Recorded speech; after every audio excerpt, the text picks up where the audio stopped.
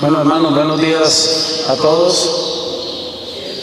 Lo primero y más importante en esta mañana y cualquier día, es darle gracias a Dios por todas las oportunidades que Él nos da cada día, por el don maravilloso de la vida. Y bueno, qué importante estar aquí juntos, y para lo cual lo estamos. Hoy nos toca la clase número 7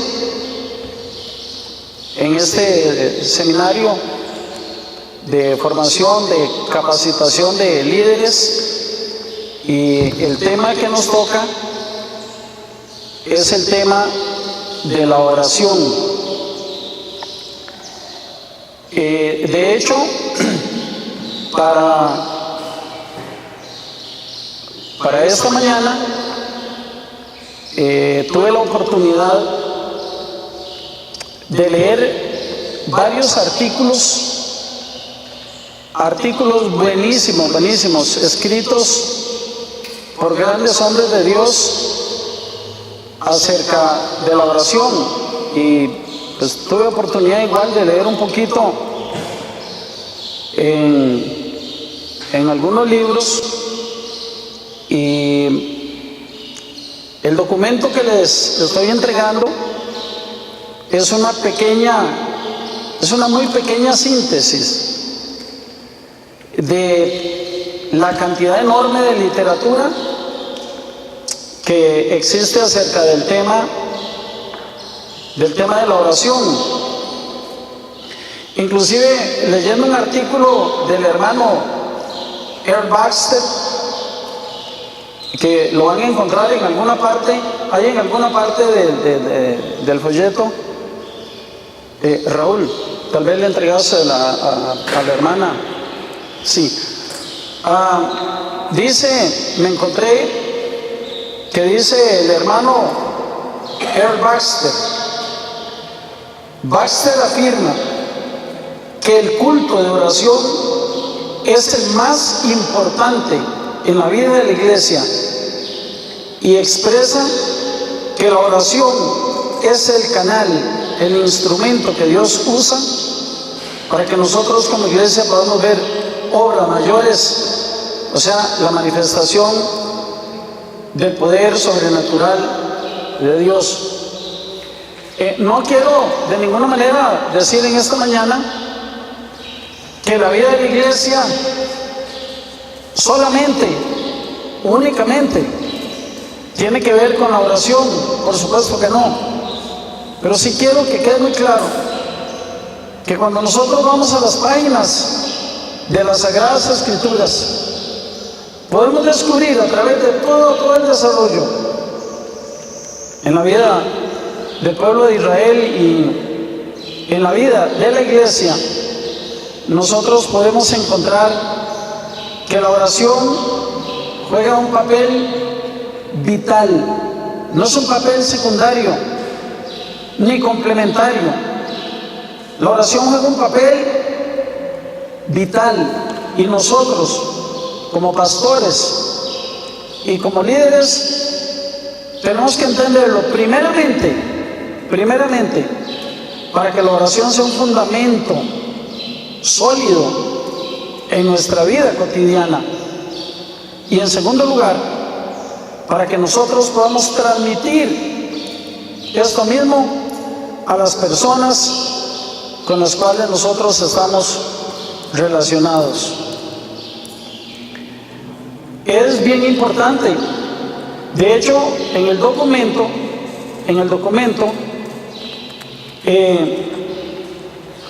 se incluye en la página 3 se incluye una pequeña reflexión acerca de la vida de oración de nuestro Señor Jesucristo. Y quisiera, en el tiempo que en realidad no es mucho, pero me gustaría que leyésemos eso. Y dice así: El Señor Jesucristo fue el único hombre perfecto que jamás haya existido. Y su vida siempre estuvo marcada por su intensa entrega a la oración. Cristo Jesús, en su naturaleza humana, mantuvo una vida profunda de oración, en comunión y obediencia total a su Padre Celestial. La oración era una prioridad en la vida de Cristo Jesús.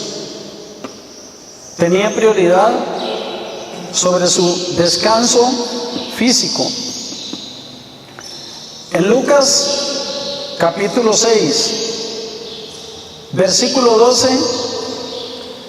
dice que en aquellos días el Señor Jesús fue al monte a orar y pasó toda la noche orando a Dios. Amén. Este pasaje y muchos más otros pasajes que vamos a encontrar en las Sagradas Escrituras nos muestran el papel tan importante y vital que la oración jugaba en la vida y en el ministerio exitoso, poderoso que tuvo el Señor Jesucristo.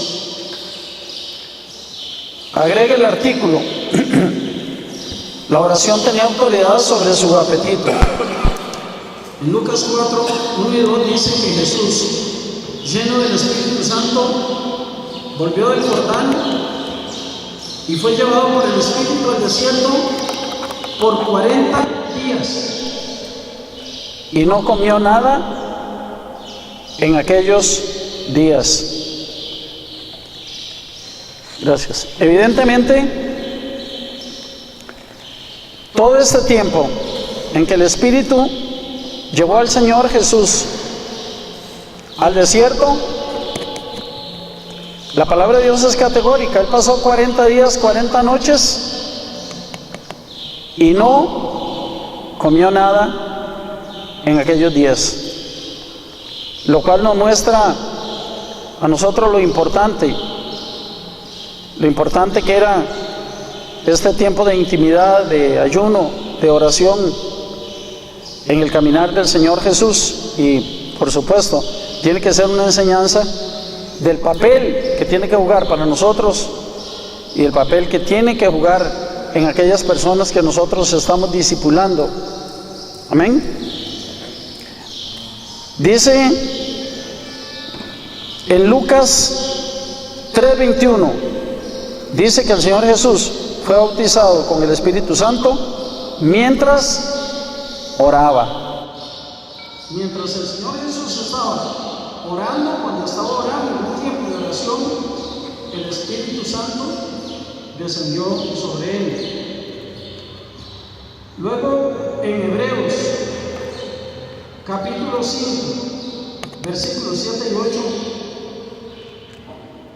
leemos nosotros que su oración era muy intensa. Dice: ruegos y súplicas con gran clamor y lágrimas. Si tratamos, todos nosotros tratamos de hacernos una imagen mental de cómo era que oraba el Señor Jesús, es impresionante. Dice que el Señor Jesús ofreciendo ruegos y súplicas. ¿Y cómo lo hacía? Con grande clamor y con lágrimas. Hermano, aquí voy a hacer un pequeño paréntesis. Quiero hacer un pequeño paréntesis. Pero hoy en día, en las iglesias, particularmente de corte evangélico, se critica muy ácidamente cuando cuando se observa a una persona llorando con lágrimas, porque parece que en el tiempo del Señor Jesús eso se podía hacer y parece que hoy en día no se puede hacer. O sea, si hay una persona que está probablemente gimiendo, orando con llanto, con lágrimas, de pronto como que en nuestros tiempos ya eso se perdió. Pero sin embargo era la forma en que nuestro Señor Jesucristo oraba. Amén. Ahora, no quiere decir que nosotros vamos a seguir en las vigilias o en todos los eventos tenemos que orar llorando. No se trata de eso. Ese no es el tema. El tema es que si en algún momento,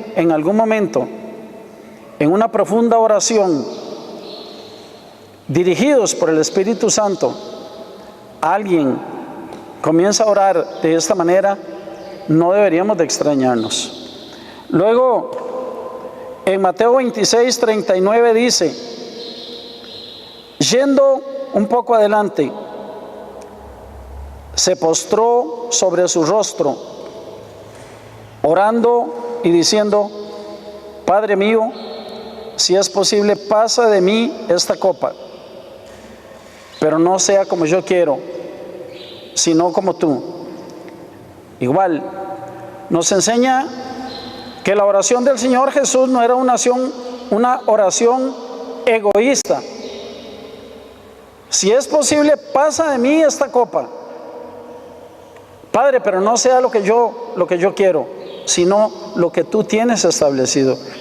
Y esa también tiene que ser la oración de nosotros, la oración de los discípulos y de los discípulos de los discípulos.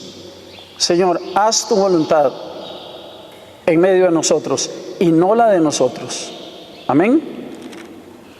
Bien. También quería decirles que en estos días que estuve leyendo artículos y leyendo libros para intentar entregarles algo por escrito, ve, hermano, me encontré un artículo, y dentro de ese artículo encontré unas palabras que, créanlo, se lo digo sinceramente, me quedé saboreando, disfrutando, y yo dije, solamente ese comentario es para una prédica completa en una iglesia. Una persona la cual nosotros conocemos, una persona a la cual nosotros amamos, una persona de la cual tenemos testimonio de cómo la vida de Dios se manifiesta en él. Hermano, página 1, por favor, página 1, el segundo en negrita, lo que está en la página 1 en negrita. Vean, hermanos, qué maravilloso lo que dice ahí. Dice, en 1963 comencé a sentirme miserable. Vean qué interesante. Comencé a sentirme miserable con respecto a mi propia vida espiritual. Qué interesante esto. Comencé a sentirme miserable, probablemente vacío, seco, algo parecido. Me sentía intranquilo, no oraba y andaba agitado.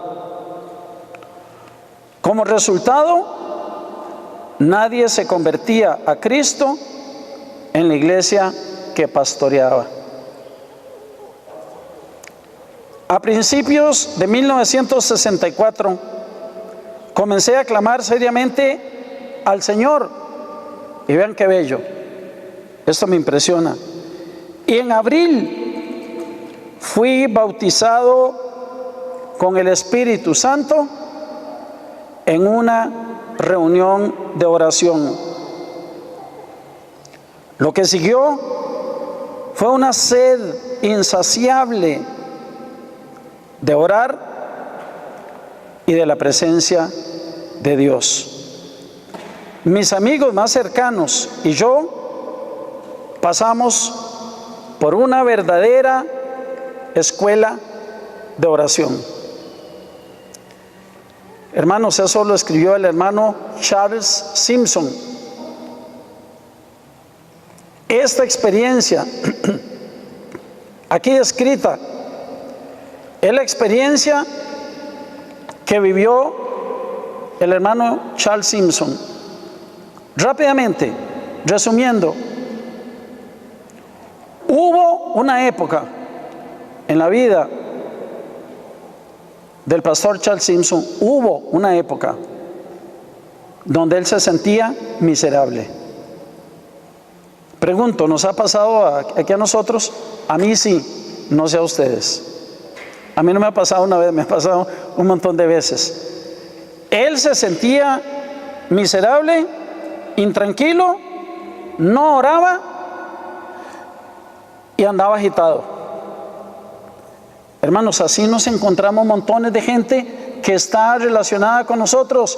Llegan a la reunión del grupo de crecimiento cansados, agobiados, intranquilos, sintiéndose miserables. ¿Y qué es lo que aquí ocurrió? Dice, eso fue en el 63, un año después, dice, segunda cosa, comencé a clamar seriamente. Esa palabra seriamente muy importante. Comencé a clamar seriamente al Señor por esa situación.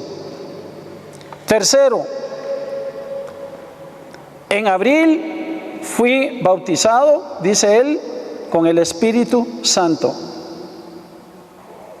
Vean qué tremendo. Él comienza a clamar, comienza a buscar al Señor y la respuesta de Dios fue bautizarlo con el Espíritu Santo. Y hermanos, recordemos aquí entre nosotros que el hermano Charles Simpson era bautista. Él era bautista y que al interior de las iglesias bautistas nada que ver con el bautismo del Espíritu Santo. De hecho, cuando él fue bautizado con el Espíritu Santo, lo echaron de la iglesia. Lo echaron de la iglesia. No nos preocupemos porque a nosotros no nos va a pasar eso. Aquí nadie va a ser echado porque es bautizado con el Espíritu Santo. Amén. La otra cosa que dice, la cuarta cosa que dice el hermano Charles, lo que siguió fue una sed insaciable de orar y de buscar la presencia de Dios. Amén. Hermano, hay una secuencia, una profunda necesidad: clamar buscando al Señor, ser lleno del Espíritu Santo, y cuando seamos llenos del Espíritu Santo, lo que debemos nosotros casualmente estar enseñando, lo que va a venir es una sed insaciable de vivir, de caminar, de ser llenos de la presencia de Dios y de compartir, de ser llenos para poder compartir, para que otras personas puedan tener esa experiencia igual o mayor aún. Y hermanos, y el reino de Dios se sigue estableciendo en medio de nosotros con grande poder. Amén. Por favor, quiero pedirles que abramos la escritura en el Evangelio de San Lucas, Evangelio de San Lucas 5:15. San Lucas, capítulo 5, versículo 15.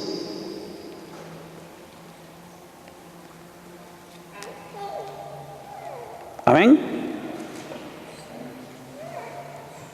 Bueno, dice así la palabra del Señor. Pero su fama se extendía más y más. Y se reunía mucha gente para escucharle y para que le sanase de sus enfermedades. Y hermano, me gusta el verso 16. Dice el verso 16: mas él, pero él se retiraba a lugares desiertos a orar. A orar. Este es uno de los tantos versículos que nosotros podemos encontrar de lo que hacía el Señor Jesús, de lo que hizo el hermano Charles, de lo que tenemos que hacer nosotros y de lo que tenemos nosotros que enseñarle a la gente. Hermanos, para lograr que la vida de la iglesia sea abundante, que tengamos plenitud, que tengamos victoria, que haya gozo, que haya alegría, que haya llenura. Bien, debo hacer rápidamente un comentario con respecto al folletito que les entregué. Y hermanos, no estoy diciendo que está malo. Lo que estoy diciendo es que si usted encuentra algo que en su opinión no es lo mejor, por favor me lo comenta o usted lo arregla. Y porque en la segunda página, por favor vamos a la segunda página. En la segunda página, hermanos, de lo mucho que leí, me encontré algunas de las cosas que no se deben hacer y otra de las que se deben hacer. Ahora bien, yo tengo la tendencia a ser un poco reiterativo o mucho.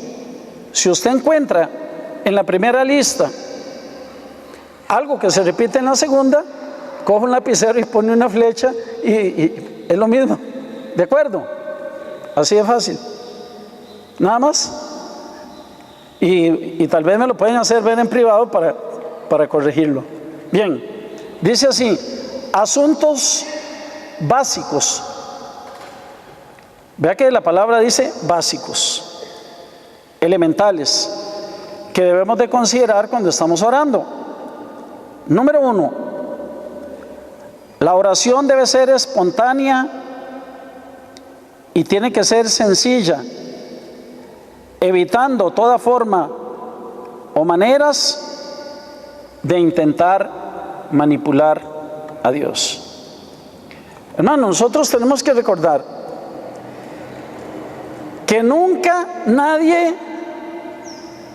a través de toda la historia, nadie nunca jamás va a poder manipular a Dios, ni engañar a Dios, ni doblarle el brazo a Dios. Nuestras oraciones tienen que ser espontáneas, tienen que ser sencillas. No oramos para impresionar, para manipular a Dios ni a la gente. Nuestras oraciones tienen que ser sencillas. Número 2, nadie puede comprar el favor y la gracia de Dios con votos o pactos, poniendo dinero de por medio. Entonces alguien va a llegar y le va a decir: mire, hermano Enrique, entonces si yo doy $2,000 y hago un pacto, Dios me va a devolver 4,000. O como escuché yo el otro día: siembre relojes y Dios le va a dar relojes. Hermanos, de una vez tenemos nosotros que entender que esto es totalmente falso, absolutamente falso. Y tenemos que enseñarle a esa gente sencillita que vienen por primera vez, gente que viene por primera vez y que ven televisión y oyen la radio. Hermanos, hay que llevarlos a las Sagradas Escrituras. Ahí tenemos una cita, obviamente no tenemos tiempo de leer todas las citas, pero en Hechos capítulo 8, 18 al 20, vemos un claro intento, hermanos, de alguien tratando de comprar con dinero, comprando con dinero, intentando con dinero comprar el favor de Dios. Por favor, alguien que tenga Hechos 8, 18 al 20.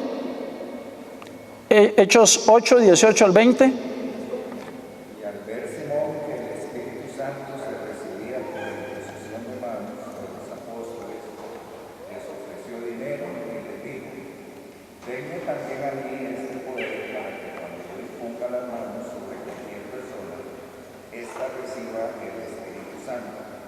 Al oír esto, Pedro le dijo: que tu dinero perezca contigo, si crees que el don de Dios puede comprarse. Si crees que el don de Dios puede ser comprado. Amén. Es importante. Gracias, don Hugo.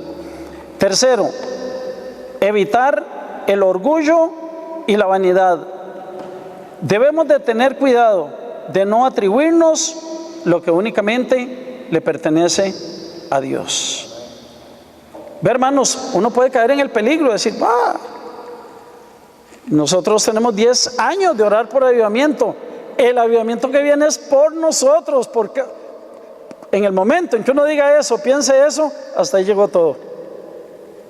Tenemos que recordar, hermanos, que no se trata de nosotros, se trata de Dios. Amén. Se trata de Dios. Leí un libro del hermano Charles Finney de un avivamiento que comenzó, y así como comenzó, terminó. Porque un pastor decía: eso fue porque lo que nosotros hicimos. El otro decía: no, fue por los ayunos de nosotros.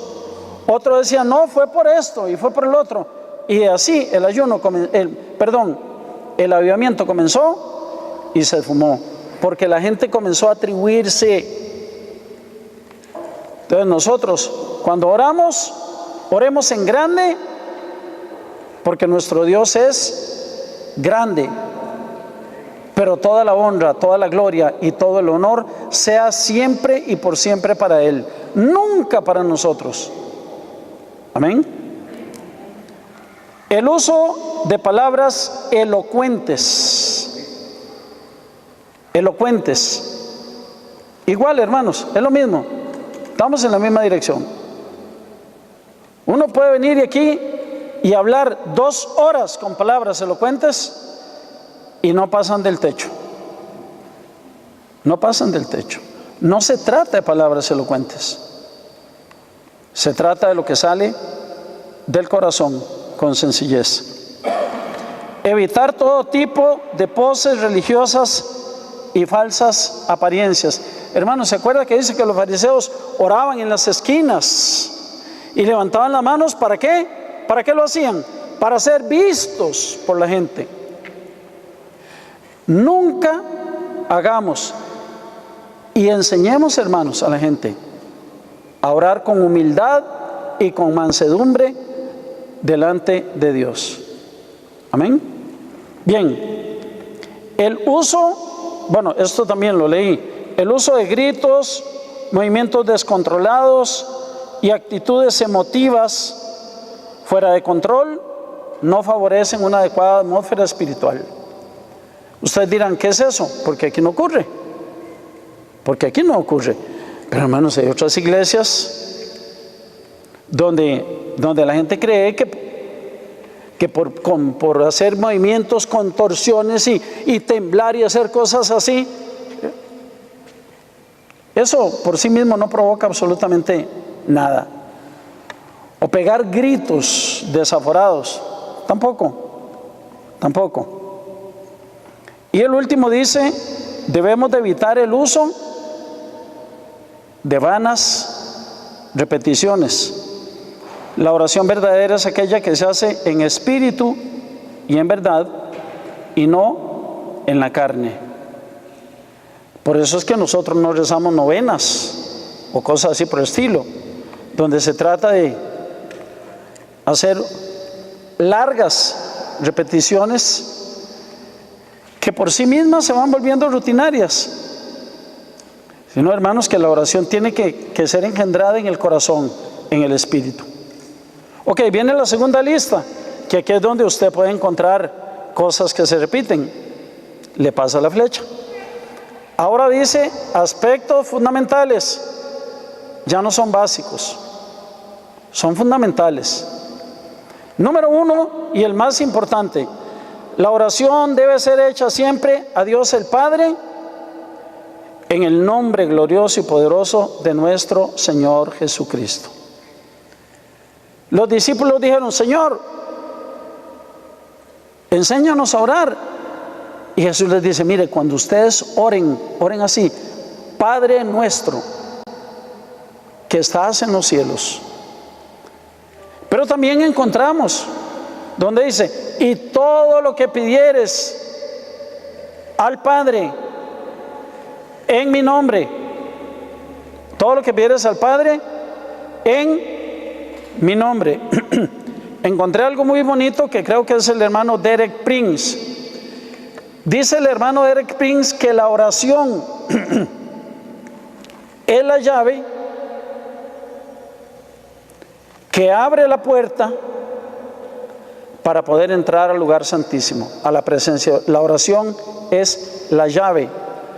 Entonces vea qué interesante, dice el hermano Derek Prince: el camino es Jesús, la puerta es Jesús, y la oración es la llave, en el nombre de Jesús, para entrar a la presencia del Padre. Particularmente me encontré ese artículo de Derek Prince que insiste muchísimo en cuanto al orden correcto de la oración. También a nosotros nos va a llegar gente muy sencilla, hacen preguntas. Y dígame una cosa, hermano Marcos, ¿y se puede orar al Padre Pío? ¿Se puede orar al Padre Pío? ¿Dónde dice la Biblia que uno puede orar al Padre Pío? Nosotros tenemos que orar, hermanos, al Creador y no a las criaturas. Bien, punto número 2. Debemos de orar con un corazón limpio, levantando manos santas, sin iras ni contiendas. Orar con un corazón limpio. O sea, no se vale que hay una vigilia o una reunión de oración y venimos a la reunión de oración diciendo y sintiendo que yo no soporto a fulano, a fulana, a sutana o a mengana. O sea, no se puede. La escritura es clara. Cuando nosotros venimos a orar, como cuando tomamos la Santa Cena, hermanos, uno tiene que pasar primero por el altar de Dios y pedir perdón a Dios y examinar el corazón y luego presentarnos delante de Dios. El Salmo 24 dice: Señor, ¿quién entrará en tu santuario? ¿Quién? El limpio de manos, de corazón puro, que no es vanidoso y que sabe amar. Son porciones de la Escritura que nosotros debemos enseñar para que la gente las medite, las reflexione, las conozca y diga: uy, entonces sí es cierto. Tercero, al orar debemos de perdonar si tenemos algo contra un hermano. La falta de perdón siempre será un estorbo en nuestro diario caminar con Dios. La falta de perdón. En el Evangelio de Marcos, lo voy a leer rápidamente. Dice Marcos 11:25: y cuando estéis orando, perdonad si tenéis algo contra alguno, para que también vuestro Padre que está en los cielos os perdone a vosotros vuestras ofensas.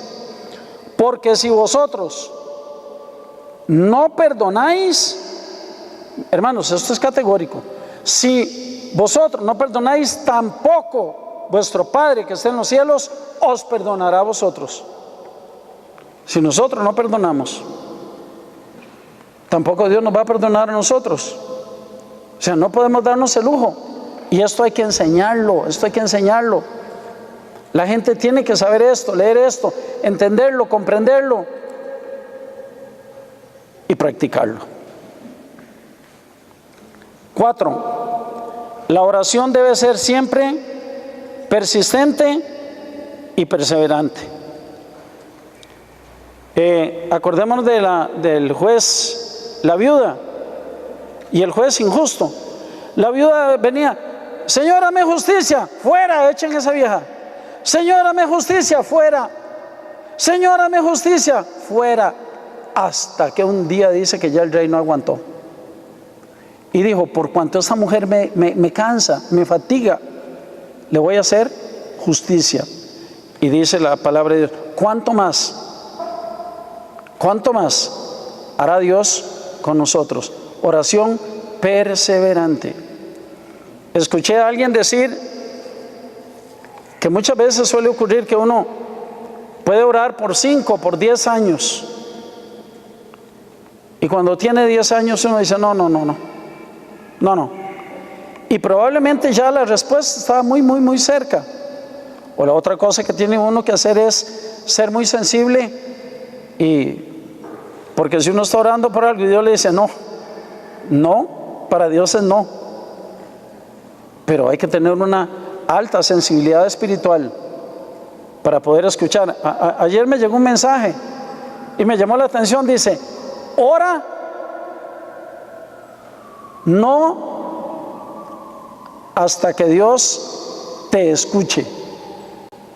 Ora hasta que tú escuches a Dios. Interesante. Ora hasta que nosotros aprendamos a movernos en una atmósfera de poder escuchar a Dios. 5. Para ser oídos debemos de orar en forma reverente, como lo hizo el Señor Jesucristo. En Hebreos dice que el Señor Jesús fue oído, fue escuchado a causa de su temor reverente, la reverencia con que él oraba. 6. Debemos ser específicos y evitar un lenguaje ambiguo. El Señor Jesús llega donde el ciego y llaman al ciego y le dicen: ¡Ey, corra! Que el Señor Jesús lo llama. Ahí viene aquel ciego que no puede ni caminar. ¿Y qué le dice Jesús? ¿Y qué quieres que te haga? ¿Qué es lo que quieres? ¿Una casa? ¿Una bestia para que te lleve? ¿Qué es lo que quieres que te haga? ¿Qué es lo que tú quieres? ¿Y qué le dijo él? Señor, que reciba la vista. O sea, yo no quiero una casa, no quiero un caballo, no quiero esto, no quiero lo otro. Dios también nos podría: ¿y tú qué es lo que quieres? Bueno, un trabajo, que ahí está bien, pero ¿usted qué es lo que quiere? No, yo lo que quiero es otra cosa. ¿Y usted qué es lo que quiere? Ser específicos, aprender a ser específicos. El punto número 7 es el punto número 1. Pongan atención al punto número 7. Siempre será vital buscar la guianza y la dirección del Espíritu Santo. Hermanos, ¿se acuerdan lo que dijo Carlos Zelaya en la prédica del domingo? Creo que fue, o del domingo hizo 8. O sea, sin el Espíritu Santo no vamos a ir a ninguna parte. Sin la presencia del Espíritu Santo no podemos pretender caminar, avanzar, consolidar, establecer. Y en la oración necesitamos que el Espíritu Santo ponga cosas en nuestras entrañas acerca de cómo y por qué, cosas que son la agenda de Dios y no necesariamente la agenda de nosotros. ¿Cuántos dicen amén a esto? 8. Toda oración debe necesariamente estar acompañada siempre de fe. Es necesario que todo aquel que se acerca a Dios, es necesario, crea crea en Él y crea también que Él es galardonador de los que le buscan. Ahí se me olvidó poner la cita de Santiago, que dice que el que duda es semejante a las ondas del mar, van y vienen. Dice, no piense quien tal haga, no piense que recibirá cosa alguna, no piense. 9. Cuando una persona o varias personas estén orando en lenguas, debemos de ser muy cuidadosos, guardando siempre el orden. Hermanos, en medio de nosotros tampoco ocurre, pero usted puede llegar a iglesias donde lo que se oye es raca, taca, taca, taca, taca, pero por aquí, por allá, por allá, por allá, por allá, uy, es un... Y la gente, unos oran más duro para... Y es todo el mundo. Y la Escritura dice cómo tiene que ser hecho eso. La Escritura establece un orden en 1 Corintios 12 y 1 Corintios 14. Dice, si no hay intérprete en la iglesia, calladito y ore en su casa. 10. Cuando la oración es grupal, cuando hay un grupo orando, debemos de buscar un ambiente de orden, de comunión, de armonía y unanimidad, evitando que cada uno lo haga conforme a sus intereses personales. Básicamente, hermanos, aquí lo que se trata es de que cuando estamos orando en grupo, entendamos que estamos orando en grupo. Y no es así como muy válido estar orando en grupo y de pronto yo levanto la voz y comienzo, Señor, bendice a mis hijos, Señor, bendice a mi casa, Señor, dame esto, Señor, aquí, allá, allá, mientras los demás están. Tenemos que tratar, hermanos, de siempre tener un ambiente donde haya armonía, donde haya comunión, donde haya unanimidad. ¿Qué es lo que dice Hechos 2:1? Y estaban todos juntos y unánimes. Y de repente, dice punto y coma, y de repente vino sobre ellos un viento recio que sopló, en un ambiente de armonía, de comunión y de unanimidad. Bueno, me quedan como 5 minutos todavía. Ya vimos lo que son asuntos básicos, los aspectos fundamentales, la vida de oración de nuestro Señor Jesucristo. Y por favor quiero que pasemos, hermanos, a la página 4, donde dice frases de grandes hombres sobre la oración. Frases de grandes hombres. Vean, hermanos, ¿sabe por qué me gustó esto? Porque esto sí que lo saqué de aquí, saqué de allá, saqué de personas que han vivido tremendas experiencias. Vea por ejemplo la primera, M. Henry, dice, cuando Dios se propone hacer una misericordia grande con su pueblo, lo primero que hace es invitarles a orar. Agreguen ahí una R, le hizo falta una R. Ahí dice ora. A orar, eso fue un dedazo, a orar. La segunda frase, vean qué linda la segunda frase, dice que Juan Knox era un hombre que amaba entrañablemente a Dios y anhelaba que Escocia tuviera un avivamiento. Dice que la oración de Juan Knox era, Señor, dame Escocia o me muero. Recordemos nosotros en las Sagradas Escrituras, creo que era Rebeca o Raquel. Señor, dame hijos o me muero. ¿Y qué pasó? Dios le dio hijos. Dios le quitó la esterilidad. Señor, dame Escocia o me muero. Hermanos, imagina que alguno de nosotros pudiera decir, Señor, danos este lugar o me muero. Pero no decirlo por decirlo, porque Dios va a decir, deja de hablar paja, deja de estar hablando paja. Mejor decir otra cosa.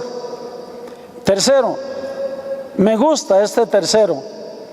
Todos los avivamientos empiezan en la cámara secreta.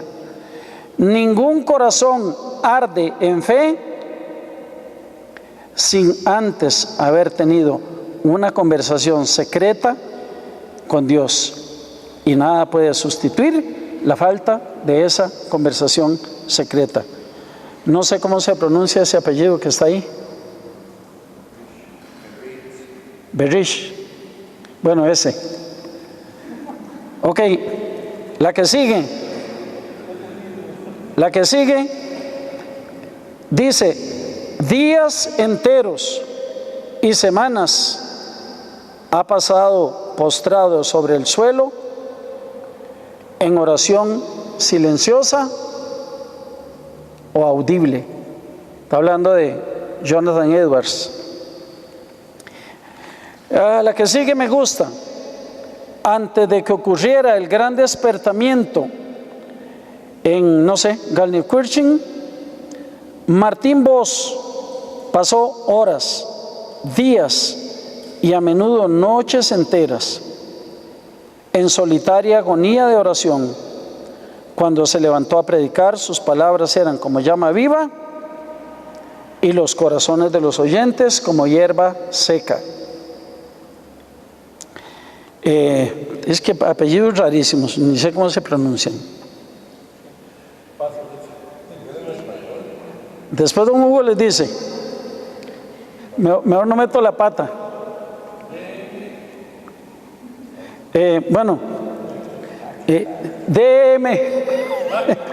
DMM McIntyre, no sé, algo así, ¿verdad?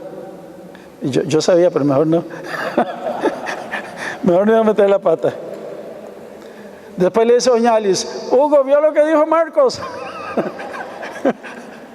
Ok, la otra dice, nuestra oración necesita ser engendrada y perseguida con una energía incansable, una persistencia imperturbable y un valor que nunca desfallezca. Vamos. Y la última, no, la penúltima.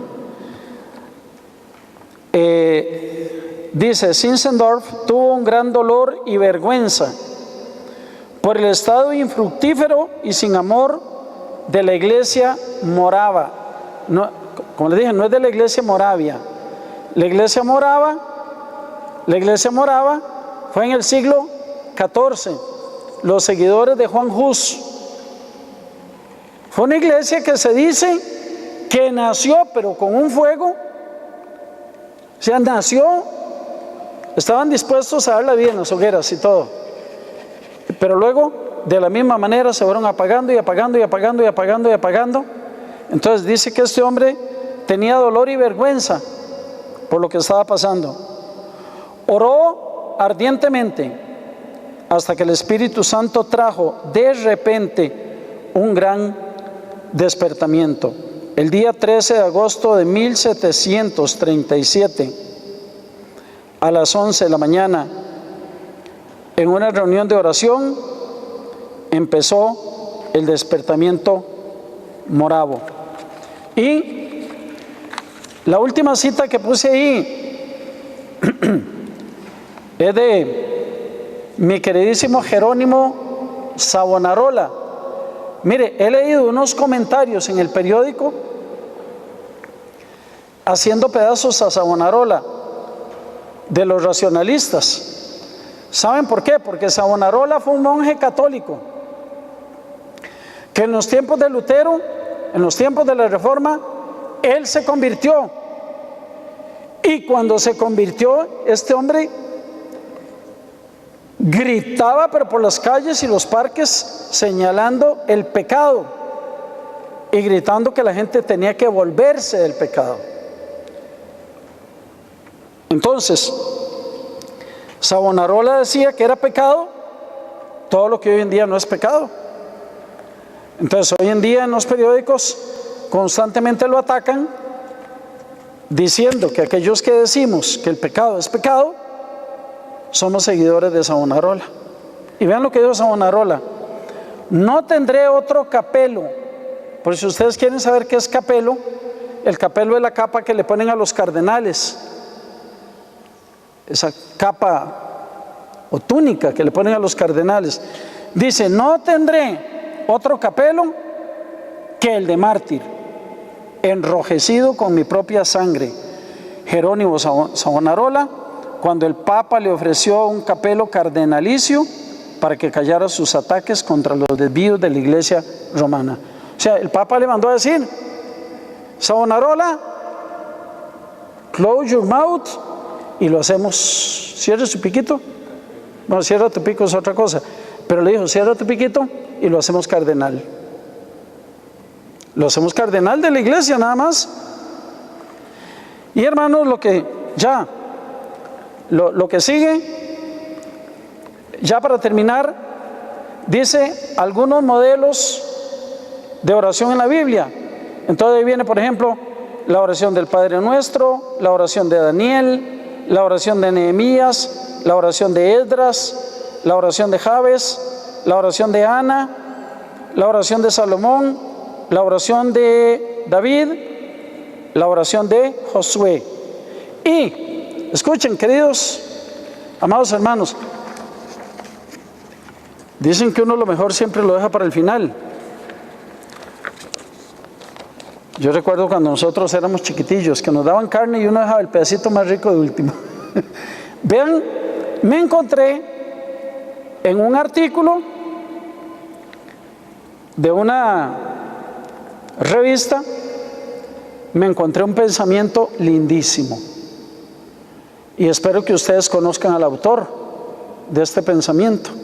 Dice: ¿se siente usted frustrado o fracasado en su vida de oración? No se desanime. Hermanos, eso es importante, no se desanime. Hay que enseñarle a la gente: no se desanime, persista, persevere, luche, pelee, comience de nuevo. No intente meter a Dios en un molde de oración. Pruebe nuevas formas para acercarse a Dios. Admita los errores del pasado. Ore con expectativas nuevas. No viva en el pasado. Y hermanos, ese último renglón hay que subrayarlo, porque yo lo creo con todo mi corazón. Dios está haciendo algo nuevo hoy. ¿Cuántos dicen amén? No, pero ese amén no se oye. Dios está haciendo cosas nuevas hoy. Amén. Esto lo escribió don Hugo Zelaya. Y no lo puse porque lo escribió don Hugo, es porque tiene mucho sentido. Realmente me gustó comenzar con lo que dijo el hermano Charles y terminar, hermanos, con lo que dice el hermano Hugo. Y termino diciéndoles esto. Alguien podría decir: uy, pero le faltó un montón a Marcos. Hermanos, sí. Pero aquí no era la presentación de un libro. ¿De acuerdo? O sea, no estoy haciendo la presentación de un libro. Es un resumen de un tema que es vastísimo, que es amplísimo, que es urgente, que es vital y que es necesario. Que Dios les bendiga. Gracias.